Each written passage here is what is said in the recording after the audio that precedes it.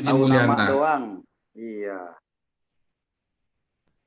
Ini langsung ketemu dengan Pak Kace nih, biar penasaran ini. Salam. Mantap. Iya. Mana nih Pak Yudinya, kok nggak kelihatan? Ada. Suaranya hilang Pak Yudi. Silakan, suaranya hilang Pak Yudi. Sinyal kayaknya ya. Salam Pak Hutagalung. Mantap. Pak Yudi ganteng ya kelihatannya. Handsetnya dicabut aja bilang Bang. Oh iya, jangan pakai headset. Mungkin headsetnya bermasalah Pak Yudi. Bisa jelas Pak? Iya jelas. Iya. Silakan. Jelas. Oh iya. Ya Pak Kece, ketemu ya akhirnya ya. Oh iya, terima kasih saya ketemu. Iya. Gimana Pak, sehat-sehat Pak? Ya, puji Tuhan, alhamdulillah, haleluya, sehat. Iya. Ya, kita menghormati lah. Saya nggak tahu lagi ngobrol apa ini, baru masuk. Jadi saya dengar dulu saja ya.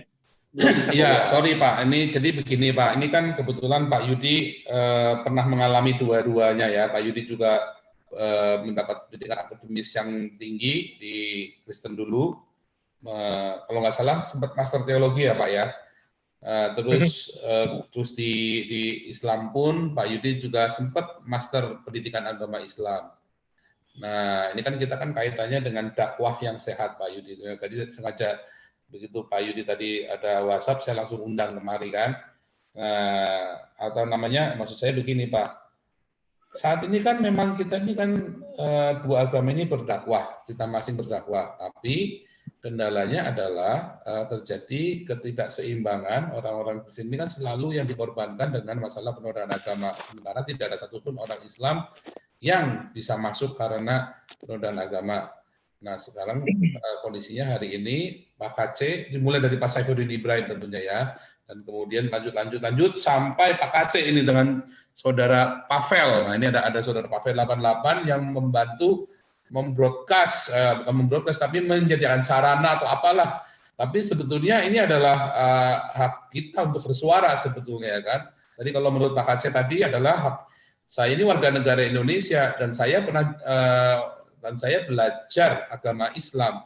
Jadi ketika saya tahu ada yang tidak pas di hati, saya berhak untuk ngomong, menurut Pak Kace begitu. Nah, kemudian hal ini kan dilaporkan sebagai penodaan agama, karena kalau saya lihat di laporannya itu kan karena masalah kitab kuningnya yang disinggung gitu kan. Nah, kalau dari Pak Yudi kan sempat pernah digegerkan oleh grupnya Mualaf Center, bahwa Pak Yudi mengatakan bahwa Islam sesat. Nah, sementara akhirnya laporannya, kalau nggak salah laporannya mereka itu ditolak ya Pak, kalau nggak salah nggak bisa jalan. Nah, saya nggak tahu ditolak atau enggak, tapi intinya nggak bisa jalan. Malah kemudian Pak Yudi melaporkan balik, malah laporannya Pak Yudi yang bisa jalan itu ya, yang laporan polisi Pak Yudi laporan ke, ya bukan, saya nggak, laporannya kan bukan ke perorangan, tetapi melaporkan peristiwa ya.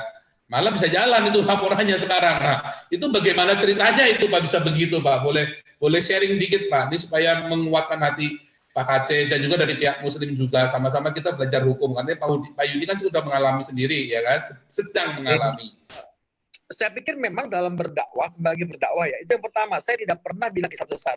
Bahaya nih Pak Paul, jangan dirubah-rubah kalimatnya. Nanti tadi kan kesempatan Pak Yudi klarifikasi juga, karena kan tuduhannya kan Pak Yudi kan menista Islam, bilang Islam sesat. Nah, sekarang diklarifikasi supaya masyarakat Indonesia juga ngerti nih bedanya apa. Bedanya Islam sesat dengan saya tersesat dengan Islam sesat. Itu kadang-kadang orang suka resek Pak. Makanya dengan begini kan jadi jelas. Gitu loh. Memang ada bahasa dari tokoh-tokoh mualaf. Laporkan katanya jika di gereja saudara Yudi menyampaikan Islam. Loh, gereja itu nggak gampang memerintahkan orang khotbah. Saya nggak pernah khotbah di gereja kecuali dulu saat jadi pendeta. Tapi isunya saya khotbah di gereja. Jadi bagaimana mungkin saya bisa menjadikan Islam? Itu yang pertama. Yang kedua, dulu saya waktu saya masih aktif ya sebagai seorang dai, nggak pernah tuh saya menjelekkan Kekristenan. Nggak pernah. Sayang banyak video dakwah saya sudah dihapus oleh, nggak tahu siapa yang menghapus dari YouTube. Coba lihat, nggak pernah saya menjelekkan, karena memang satu, saya memang merasa jiwa saya terpanggil itu untuk menjaga kerukunan. Saya kan kerja di Kementerian Agama, Pak. Bagaimana mungkin saya menjelekkan satu agama? Nggak akan pernah, gitu kan? Nggak pernah. Makanya pernah ada orang begini. Mungkin jangan-jangan Pak Yudi itu berbeda dengan mualaf yang lain. Apa karena berada di Kementerian Agama? Wallahu a'lam bishawab. Saya nggak tahu. Tapi yang jelas memang jiwa saya seperti itu. Saya di dalam jiwa saya ini tidak pernah Pak menyatakan orang lain itu sesat, gitu, agama sesat, enggak. Karena kan Pak Paul tahu, di keluarga saya juga macam-macam tuh Pak agamanya Pak. Nah sekarang kenapa saya itu melakukan perlawanan? Sebetulnya bukan perlawanan, saya klarifikasi. Cuma karena memang ini sudah ke publik, jadi saya klarifikasi. Dan sekarang ini mereka sudah dipanggil hari Rabu kemarin, resmi, panggilan resmi, baik kepada saudara Stephen maupun saudara Hani itu dipanggil. Tetapi ketika dipanggil Rabu, mereka menyatakan kepada pihak kepolisian, Kasat Reskrim, Polres Cirebon, mereka menunda sampai hari Jumat. Ya diberi kesempatan, tapi Jumat pun tidak hadir. Sehingga mungkin segera akan dilayangkan surat panggilan kedua, gitu ya, untuk klarifikasi. Tapi kalau sampai 3 kali sudah panggilan mereka menghadap, terpaksa Pak diciduk Pak, dipanggil secara paksa Pak. Begitu. Ya saya Pak, kepengennya baik-baiklah, ini Indonesia. Nah, jadi saya nggak pernah bilang sesat. Nggak pernah bilang sesat. Jadi ke polisi pun bukan dalam rangka saya marah, dalam rangka klarifikasi. Nah, lalu yang berikutnya bagaimana dakwah di Indonesia. Memang Indonesia itu kan sudah dari awalnya ya Pak, pluralis itu menjadi fakta. Indonesia mengakui banyak agama, maka dakwah itu harus sehat, Pak. Tidak boleh dakwah itu menjadikan agama orang, tidak boleh. Ya, di agama apapun kan kita harus menyampaikan, ya kalau berdakwah dalam Kristen, penginjilan, ya penginjilan Kristen yang murni, tanpa menjadikan agama orang lain. Sebaliknya, kalau Islam berdakwah juga hindari yang menjadikan agama orang lain, supaya adem gitu, Pak. Tentang nanti dia menerima atau tidak dakwah kita, itu bukan urusan kita. Kalau ayatnya kan sama, dua-duanya ada ayat yang Pak Raja lebih tahu lah dari saya. Soalnya lama di Arab Saudi ya Pak ya. Kalau saya kan nggak lama, cuma 40 hari pulang, balik lagi 9 hari. Pak Yudi, sebentar saya potong Pak. Sekarang definisinya menjelekkan agama lain itu bagaimana Pak? Kayak Ustadz Somad itu kan udah jelas bilang salib pada jinnya. Walaupun itu bilangnya alasannya di lingkungan masjid segala macam toh. Nah sementara Pak Saifuddin Ibrahim, beliau itu kan jelas beliau ini guru tafsir Quran. Jadi dia jelas tahu Pak. Dan saya udah pernah tes Pak, ngomong bahasa Arab Pak Saifuddin itu lancar sekali Pak dengan orang-orang imigran-imigran ini. Ya kan sudah pernah saya tes sendiri Pak. Ya makanya. Nah sekarang apa namanya Pak Yudi sini kan pernah di IAIN, pernah juga di sekolah teologi. Nah sekarang batas menurut Pak Yudi pribadi, artinya kan kita ini harusnya memang seorang ini ya lawyer, tapi oke lah ini kita menurut Pak Yudi pribadi saat ini. Jadi yang namanya menjelekkan itu Pak, jika itu dengan sengaja Pak, melakukan pemberitaan dengan sengaja, dengan motif menjelekkan, itu menjelekkan. Dengan motif menjelekkan, dengan sengaja ya Pak. Memang sulit Pak diujinya Pak. Seperti misalnya Pak Ustadz Abdul Somad, itu dia tidak menjelekkan menurut saya. Karena ditanya dalam pengajian, itu tidak menjelekkan. Dia menjelaskan apa yang memang dia pahami. Dan memang ada keyakinan ajaran dalam Islam seperti itu Pak. Itu tidak dalam menjelekkan. Kan forumnya sedang ditanya Pak. Dia perlu memberi penjelasan. Tapi kalau tidak ada sebuah event pengajian di luar bebas begitu Pak ya, atau misalnya memang sengaja Pak bikin tema gitu dalam sebuah ceramah gitu kan ya, dengan sengaja Pak, itu jelas menjelekkan Pak, gitu kan ya, menjelekkan. Sebentar itu ada di ajaran agama Islam ada itu Pak. Tentang apa? Salib itu maksudnya. Oh, memang ada ajaran seperti itu, misalnya ada ajaran yang memang tidak, memang macam-macam ya Pak. Kan ada beberapa mazhab Pak, ada Imam Maliki, Imam Syafi'i. Oh iya gitu. iya. Artinya bukan secara general ya, artinya dalam ininya dia pribadi. Saya tadi barusan mau ngomong, kalau begitu dari awalnya Muhammad tuh yang menodai agama Kristen. Maksud saya begitu. Tidak. Kalau memang di ajaran agama Islam itu ada gitu loh. ada kelompok umat Islam yang di rumahnya berpegang pada ajaran tidak boleh memasang foto, Pak. Ada yang begitu, Pak. Kan banyak mazhabnya, bukan? Ada yang membaca sholat itu dalam surat pertama Al-Fatihah dimulai dengan Bismillahirrahmanirrahim. Ada yang cuma pelan, Pak, kayak bisik-bisik begitu, Pak. Langsung dia masuk Alhamdulillah. Jadi tergantung, Pak, ajaran yang dia pegang, Pak. Dia mazhabnya kemana, begitu. Nah, kebetulan Ustadz Abdul Somad, dia meyakini ajaran yang tidak boleh ada bentuk seperti itu. Di balik benda seperti itu ada jin. Ya tidak salah, Pak.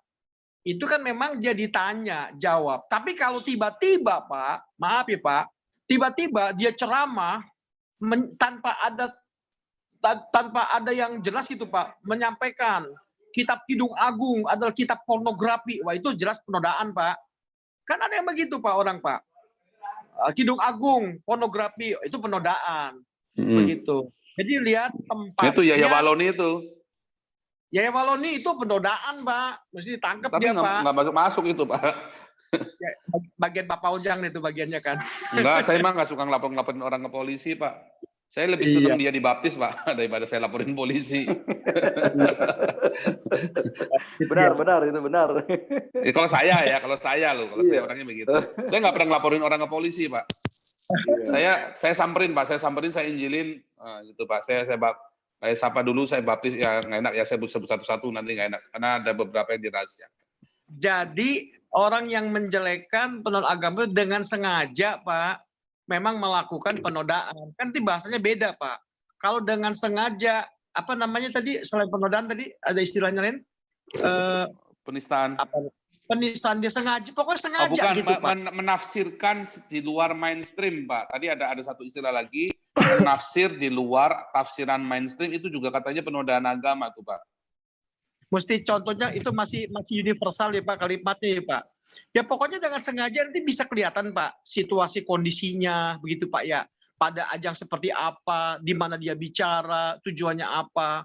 Jadi memang banyak variabel, Pak. Sampai kita pada sebuah kesimpulan dia melakukan penodaan agama.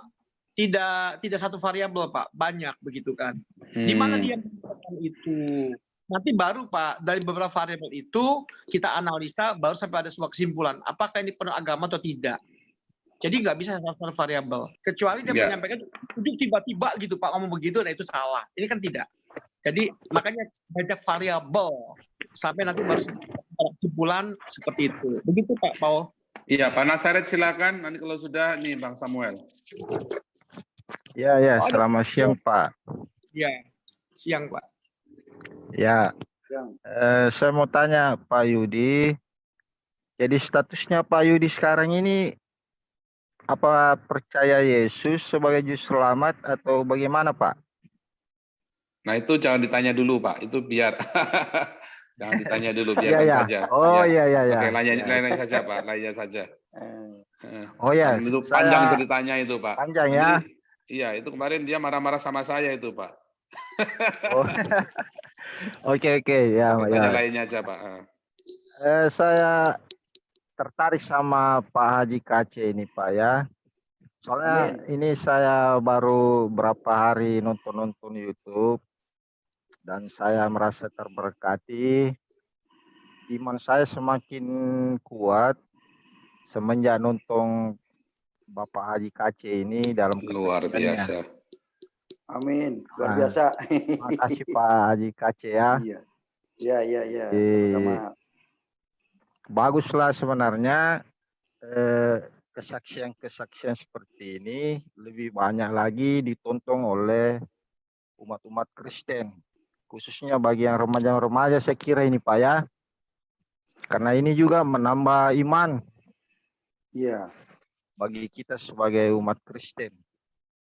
Nah, ini terus terang saya sangat terberkati, Pak, dengan kesaksian Bapak, termasuk juga yang Pak Nasaret. Yang tadi malam itu, Pak, Ibu Siti Fadila. Nah, itu sangat memberkati juga dengan Ibu Fatima. Mantan istri itu ya? Iya, Pak, ya. Jadi saya ini, Pak, memang cara penginjilan ini memang harus iman yang kuat. Didasari harus iman yang kuat. Jadi kalau tidak punya iman yang kuat, susah kayaknya menginjil ini, Pak. Apalagi ya, apalagi di negara kita ini, Pak, ya, di negara Indonesia yang banyak peraturan-peraturan yang kayaknya diskriminasi, Pak, ya. Iya. Jadi ini bagus sekali kesaksiannya Bapak ini selama ini, baik di acara-acara channel lain, saya lihat bagus sekali. Jadi itu saja Pak ya, terima kasih atas kesaksiannya di channel-channel Kristiani. Oke Pak, terima kasih. Luar biasa. Sebenarnya ada Bro Pavel, ini saya lagi nunggu suaranya Bro Pavel 88 ini. Ini Bro Pavel yang paling kangen sama Pak Yudi Mulyana ini.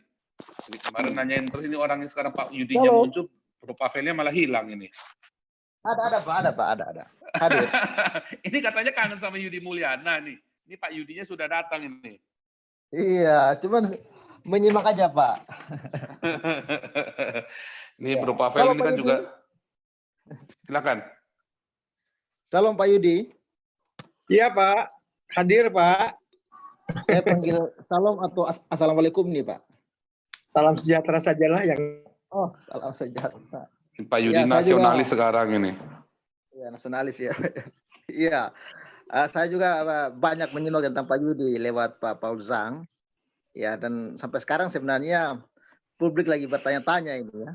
Bertanya-tanya sebenarnya statusnya ini gimana nih ya. Tapi ya karena memang ini bukan forumnya ya, saya juga tidak bisa. Ya, statusnya Pancasila dulu nih pokoknya sekarang. Iya, supaya kan nanti jangan dibilang abu-abu, tidak jelas nanti kan. Oh pasti jelas Pak, pasti jelas. Ada waktunya Pak. Oh iya, gitu. ini kan sedang proses penyidikan Pak, sudah dimulai penyidikan. Jadi dari proses penyidikan ini kan saya harus lebih banyak diam.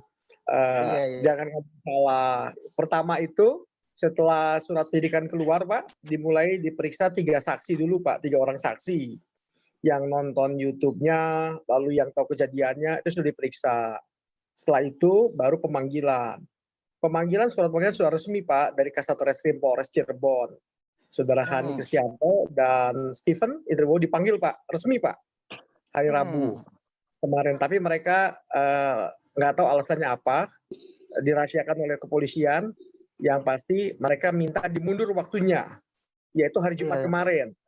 Tapi kemarin juga Pak, berita terakhir sampai Jumat sore itu mereka tidak hadir Pak, sehingga mungkin hari ini resmi surat panggilan kedua akan diluncurkan Pak. Panggilan kedua ya Pak, untuk penyidikan. Kalau panggilan kedua tidak juga tanggap mereka, panggilan ketiga Pak. Kalau 3 kali panggilan tidak, saya nggak bilang diciduk loh Pak, ditangkap secara paksa. Iya Pak, begini Pak, ini kan saat ini kan saya dengan Pak Muhammad Pace juga kan sedang diadukan ke polisi ini. Wah, bagus Pak ini Pak. Sudah seminggu nih Pak. Sudah seminggu belum ada kabar-kabar. Ini bagaimana? Kira-kira seperti pengalaman Bapak kan pernah dilaporkan juga. Tapi belum ada panggilan toh. Nah, kalau saya dengan Muhammad Pace ini kan juga sudah dilaporkan tapi belum ada panggilan. Apakah itu ada lampu hijau atau gimana tuh Pak? Saya bukan mana sih ya Pak ya. Saya cuma berbagi pengalaman saja nih. Yang nonton YouTube jangan pikir negatif, hanya berbagi pengalaman saja, harus jelas. Jadi dulu juga Pak, kan pertama itu di YouTube Hani Kristianto kan bilang bahwa mereka sudah melaporkan gitu kan ke Barreskrim kan, hanya tinggal sedang menunggu bukan data begitu kan. Saya nggak paham Pak, saya nggak pernah belajar hukum, tapi ternyata gitu kan, setelah saya berpikir begitu Pak untuk kepentingan publik dan banyak dorongan juga Pak yang mendoakan saya, memberikan wawasan hukum begitu Pak. Akhirnya saya maju, tapi maju itu bukan karena saya marah atau balas dendam, tidak, hanya untuk kepentingan publik. Karena waktu itu Kementerian Agama saya Pak dan IAIN kok dibawa-bawa gitu Pak, dibunuh pemerintah gitu Pak. Nah saya dalam rangka menjaga marwah kantor saya, Kementerian Agama dan IAIN Pak, dan banyak yang lain, maka saya melakukan proses pelaporan. Ternyata Pak, yang namanya melaporkan itu tidak mudah Pak. Saya dari jam 9 pagi sampai jam 12 malam Pak. Karena harus jelas yang dilaporkannya itu apa. Terus delik aduannya apa, begitu Pak.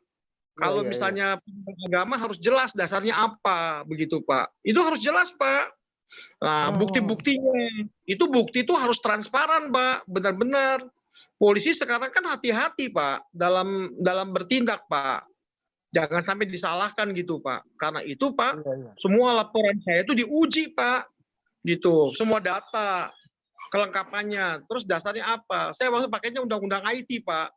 Nanti kalau ada temuan junto itu pelapis Pak.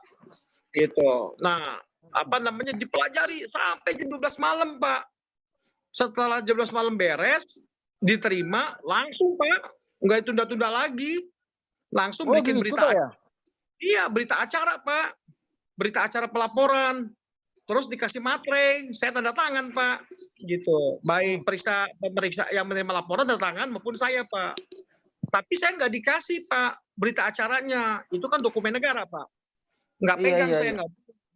Disimpan di kepolisian. Nah setelah laporan selesai Pak, tidak serta-merta ditindaklanjuti Pak. Mereka juga mempelajari dulu Pak. Ada tim. Ini masuk tidak gitu Pak. Ke dasar hukum yang kita pakai. Itu lama Pak. Nah setelah berapa minggu begitu. Itu saya ditelepon. Saya sedang di Surabaya waktu itu. Untuk ya istilahnya klarifikasi laporan begitu Pak. Nah data itu lama Pak, dari rencananya kan tadi siang, ternyata karena kesibukan polisi sampai akhirnya maghrib, habis maghrib sampai setengah 12 malam Pak. Nah itu ternyata detail Pak, sangat detail, mereka hebat Pak, nggak sembarangan. Sampai akhirnya baru Pak keluar hasil penyidikan saya Pak. Tanda tangan lagi Pak. Dipelajari lagi oleh polisi Pak. Baru turun surat penyidikan. Begitu. Surat penyidikan. Jadi nggak gampang Pak. Jadi kalau misalnya dia mengaku sudah laporan, terus lama lebih dari 2 bulan Bapak nggak dipanggil, berarti laporannya tidak diterima gitu loh Pak. Tidak diterima. Karena dasar hukumnya nggak jelas yang dipakai dan buktinya tidak kuat begitu Pak. Jadi tenang saja. Karena kalau bapak-bapaknya merasa benar gitu Pak ya, Bapak punya dasar seperti saya, laporkan balik saja Pak, mana aja lebih cepat begitu Pak. Kalau memang merasa terganggu, kalau saya kan terganggu banget Pak, gitu. Saya laporkan gitu. Tapi tetap ya Pak ya, kita tidak boleh ada kebencian. Saya sudah memaafkan mereka kok Pak. Saya sudah memaafkan, ya kan Pak, gitu. Saya sudah memaafkan. Jadi kalau mereka itu dipanggil bukan dalam rangka saya marah, bukan Pak. Klarifikasi. Nanti kalau soal sampai ada di penjara itu bukan urusan saya lagi Pak. Itu urusannya hukum Pak. Gitu. Yang penting Pak, jagalah hati, jangan kau nodai gitu Pak. Jangan jagalah itu Pak. Jagalah hati, jangan kau cemari, begitu, dan seterusnya. Di Islam juga ada ayat itu, di Kristen juga ada. Jagalah hatimu dengan segala kewaspadaan. Amsal itu ya, karena dari situlah kehidupan, kan gitu Pak. Pokoknya jaga hati lah Pak. Yakinlah Tuhan itu pembela orang yang benar. Begitu. Selamat berjuang Pak Ade, selamat berjuang. Oke, ini pengalaman bagus ya. Jadi pesan saya hindari bahaya. Ya. Yang penting itu Pak Paul, kalau misalnya menjelaskan hati-hati dengan sinkretisme supaya jadi jelas, supaya nggak terjebak dalam penon agama. Ya, itu saja pesan saya. Jangan takut, maju terus. Yudi Mulyana sudah bangkit, Pak Ujang. Yudi Mulyana sudah bangkit. Haleluya. Oke. Haleluya. Oke, terima kasih Pak Yudi ya. Jadi itu bagus ya, pengalamannya bagus. Yang tadinya mau dilaporkan, udah dikeroyok begitu rupa, udah mau babak belur, malah melawan balik ya. Kita juga nggak ada yang menyangka ya Pak Yudi akhirnya melawan balik ya. Kita kemarin sudah, wah ini udah habis selesai nih. Nah, ternyata di titik yang paling rendah akhirnya malah bangun ngelawan ya. Karena ada celah. Mereka ceroboh, mereka bikin celah sendiri justru. Karena terlalu, menurut saya jumawa itu ya. Jumawa. Iya. Ya, terlalu Jumawa. Jadi kita Yang unik Pak Paul, Ya. yang unik Pak Paul, saya ini yang mendoakan dari berbagai macam lapisan mendoakan saya. Dari Islam mendoakan saya, para kiai, para ustadz, Kristen juga berdoa buat saya. Saya nggak tahu yang Buddha juga berdoa buat saya mungkin. berdoa Pak, karena masalahnya kalau Pak Yudi sampai kalah, ini berarti Indonesia udah nggak benar Pak. Jadi kita lagi gitu ya? berpikir. Mau apapun, makanya kan gini, saya mengindahkan orang nanya agama Pak Yudi, mau agama apapun Pak Yudi, itu haknya Pak Yudi untuk mau pindah agama 10 kali, 100 kali, itu hak seseorang untuk berpindah agama Pak. Nah itu harus kita hargai, dan kan itu kan apa namanya, bukan masalah mempermainkan. Saya sangat percaya sekali bahwa Pak Yudi tidak pernah menjelek-jelekan orang Kristen dan tidak pernah menjelek-jelekan orang Islam, karena kan saya kan juga banyak lihat nonton videonya Pak Yudi sebelum kita dulu ketemu di Cirebon tahun 2017 itu ya. Itu kan saya udah banyak nonton, dan waktu itu Pak Yudi habis seminar di Yogyakarta, apakah benar Injil telah dipalsukan? Itu juga bukan sebuah penistaan, tetapi sebuah historis kritis, ya kan? Jadi saya melihat justru pencarian Tuhan ini kan belum selesai, ya termasuk Pak. Jadi ini juga ke teman-teman ya. Jadi kita untuk tidak menghakimi siapapun, apapun, kita nggak ngerti orang ini sedang sampai proses seperti apa beratnya. Ya. Jadi Pak Paul, saya cuma kasih masukan sedikit Pak Paul. Ini penting buat Pak KC dan siapa tadi? Pavel. Mau tahu nggak rahasianya membuat saya bisa berdiri tegak sekarang? Ada 3 poin. Ya. Mau. Bagaimana itu Pak? Gimana? Yang pertama doa, itu pasti. Yang kedua, mengerti masalah yang kita hadapi dengan dasar hukum yang jelas. Saya belajar hukum, Pak. Nah, di sini ada Pak Pahala nih. Pak Pahala, saudara saya tanya sama dia banyak, Pak. Nggak usah di YouTube. Tanya, pelajari hukumnya. Yang ketiga, Pak, action. Harus berani melangkah, Pak. Saya begitu, Pak. Saya doa, saya belajar hukum, Pak. Dengan pengacara saya, Pak. Saya tanya terus, Pak, kepada semua orang ahli hukum, Pak. Dalam setiap yang diisukan, Pak. Yang ketiga, action, Pak. Berani melangkah. Nah, ketika kita berani melangkah, Pak, itu akan membuat kehilangan rasa takut itu, Pak. Coba lihat nih. Sekarang saya sudah bisa sama anak-anak saya nih. Tadi kan nggak bisa nih. Tuh, lihat anak saya. Tuh, ya. Saya belum bisa sama anak saya tuh. Wah, luar biasa. Iya. Kak, say hello, Kak. Ini yang hafiz Quran. Hafal 4 juz Al-Quran ini. Oh. Ya, Aisyah namanya. Jadi itu aja pesan saya, Pak. Doa, pelajari hukumnya. Yang ketiga, action. Justru kalau kita nggak melangkah, itu kita akan terintimidasi terus, Pak. Dengan rasa takut, cemas, gitu kan. Berandai. Saya melangkah, Pak, ke kepolisian. Dan itu hilang, Pak, secara bertahap. Sedikit-sedikit rasa takut itu, Pak. Sampai dia Yudi Buliana kembali seperti dulu. Bismillah. Begitu. Ya, Pak ya. Iya, selamat bagus. Jadi, ya, Pak. Ya, itu terima kasih masukannya. Gimana Bro Pavel, ada mau tanya lagi? Boleh, Bro Pavel, silakan.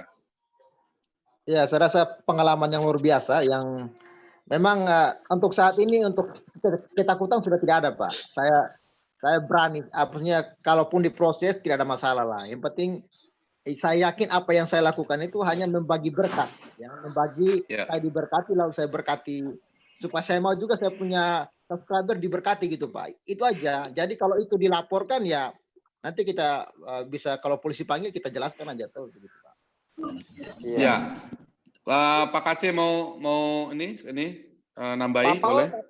Ya. Jadi saya pesan hubungi mereka dengan Pak Sahala supaya didampingi dalam pengetahuan hukum. Oh sudah, tadi Pak Sahala ada bersama dengan kita tadi Pak Yudi. Pertanyaannya, Pak Sahala akan mendampingi kalau sampai ada panggilan. Teman-teman ini masuk dalam level yang memang cukup cemas dan itu hanya bisa diobati dengan ilmu hukum, Pak, dan doa. Iya. Nanti disambungkan, Pak. Itu Pak Salah akan mendampingi kalau sampai terjadi masalah hukum, benar-benar itu mereka lanjut. Kalau saya dengar isu-isunya nggak mungkin lanjut karena ada yaitu masalahnya Pak Yudi ini kan sedang masih hangat-hangatnya dan cukup memukul Islam kan masalahnya Pak Yudi ini. Ya maaf kata mempermalukan tindakan-tindakan mualaf center ini mempermalukan Islam sehingga mereka kelihatannya lebih berhati-hati sekarang Pak untuk melakukan begitu. Dan saya harap Pak KC ini mendapat keuntungan dari peristiwa ini ya jadi tidak akan diteruskan Pak KC dan Bro Pavel ini. Pak Kasih ada mau Amin. tambahkan? Ya, sedikit saya tambahkan pesan Ya, saya, umat Setelah ini Pak Heri ya, silakan. umat Kristen menghadapi kesulitan tetap jaga kerukunan. Itu saja. Rukun dalam keluarga, rukun dalam umat beragama, rukun dengan pemerintah. Menjaga kerukunan, jangan saling sikat-sikut di antara kita. Kita yang lemah, kita yang marginal, kita yang dikucilkan, kita yang minoritas. Kalau rukun, kita akan kuat dan tidak akan dipermainkan siapapun. Ini menjaga kerukunan yang pertama, rukun antar umat seagama, sesama Kristen harus saling menjaga, harus saling memelihara. Baik dia Kristen yang jadi pejabat, yang jadi kasat, yang jadi orang kaya. Masih selisih, yang ini cocok BCS, enggak ya? Nah ini Semua jaga kerukunan. Ya, pasti Pak, luar biasa.